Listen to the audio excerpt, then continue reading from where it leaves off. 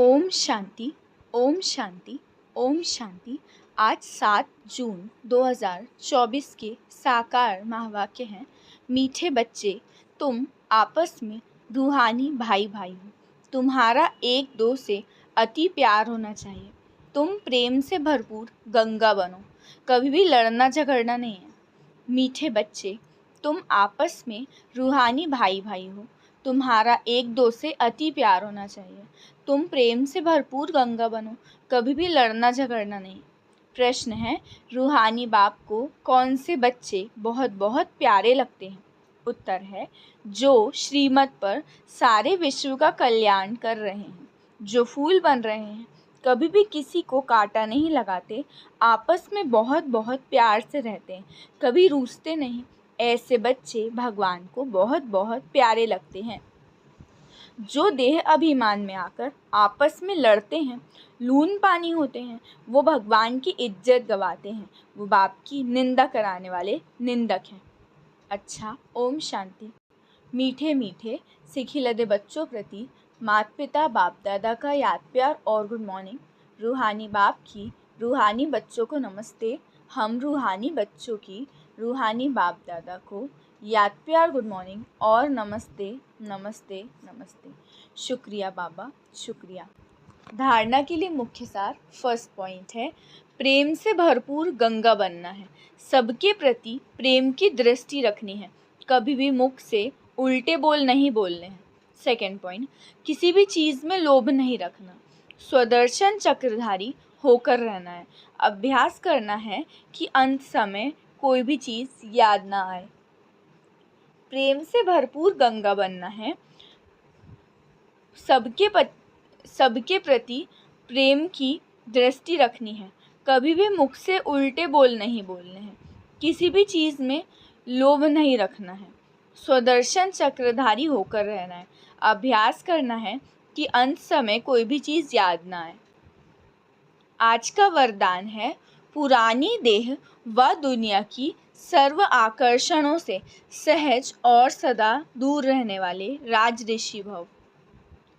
पुरानी देह व दुनिया की सर्व आकर्षणों से सहज और सदा दूर रहने वाले राज ऋषि भव। विस्तार है, राज ऋषि अर्थात एक तरफ सर्व प्राप्ति के अधिकार का नशा और दूसरे तरफ बेहद के वैराग्य का अलौकिक नशा। वर्तमान समय इन दोनों अभ्यास को बढ़ाते चलो। वैराग्य माना किनारा नहीं, लेकिन सर्व प्राप्ति होते भी हद की आकर्षण मन बुद्धि को आकर्षण में नहीं लाए। संकल्प मात्र भी अधीनता ना हो। इसको कहते हैं राजऋषि अर्थात बेहद के वैरागी। ये पुरानी देह व देह की पुरानी दुनिया, व्यक्त भाव, वैभवों का भाव, इन सब आकर्षणों से सदा और सहज दूर रहने वाले। आज का स्लोगन है, साइंस के साधनों को यूज़ करो लेकिन अपने जीवन का आधार नहीं बनाओ। साइंस के साधनों को यूज़ करो लेकिन अपने जीवन का आधार नहीं बनाओ। अच्छा, मातेश्वरी जी के मधुर महावाक्य। देखो, मनुष्य कहते हैं कौरवों और पांडवों की आपस में कुरुक्षेत्र में लड़ाई लगी है और फिर दिखलाते हैं पांडवों का साथी डायरेक्शन देने वाला श्री कृष्ण था। तो जिस तरफ स्वयं प्रकृति प्रति है, उनकी तो विजय ज़रूर होगी। देखो, सभी बातें मिला दी हैं। अभी पहले इस बात को समझो कि प्रकृतिपति परमात्मा है। श्री कृष्ण सतयुग के पहले देवता हैं। पांडवों के सारथी परमात्मा थे। अब परमात्मा हम बच्चों को कभी हिंसा नहीं सिखाते। न पांडवों ने हिंसक लड़ाई का स्वराज्य लिया। ये दुनिया कर्म क्षेत्र है, जिसमें मनुष्य जैसे जैसे कर्म का बीज बोते हैं, वैसे अच्छा व बुरा फल भोगते हैं। जिस कर्म क्षेत्र पर पांडव अर्थात भारत माता शक्ति अवतार भी मौजूद है, परमात्मा भारत खंड में ही आते हैं। इसीलिए भारत खंड को अविनाशी कहा जाता है।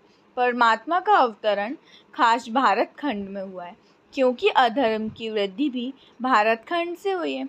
वहाँ ही परमात्मा ने योग बल द्वारा कौरव राज्य खत्म कर पांडवों का राज्य स्थापन किया।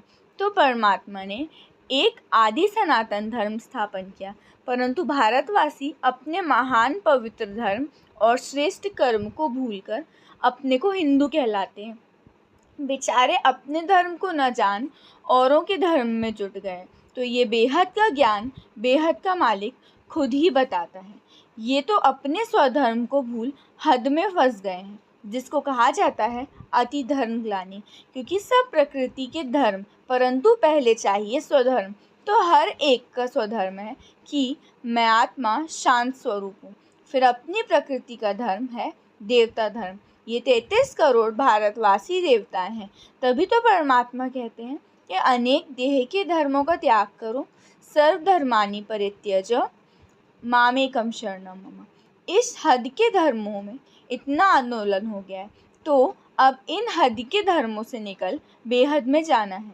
उस बेहद के बाद सर्वशक्तिवान परमात्मा के साथ योग लगाना है। तो सर्वशक्तिवान प्रकृतिपति परमात्मा है, ना कि श्री कृष्ण। तो कल पहले भी जिन तरफ साक्षात प्रकृतिपति परमात्मा थे, उनकी विजय गाई हुई है। अच्छा, ओम शांति, ओम शांति, ओम शांति।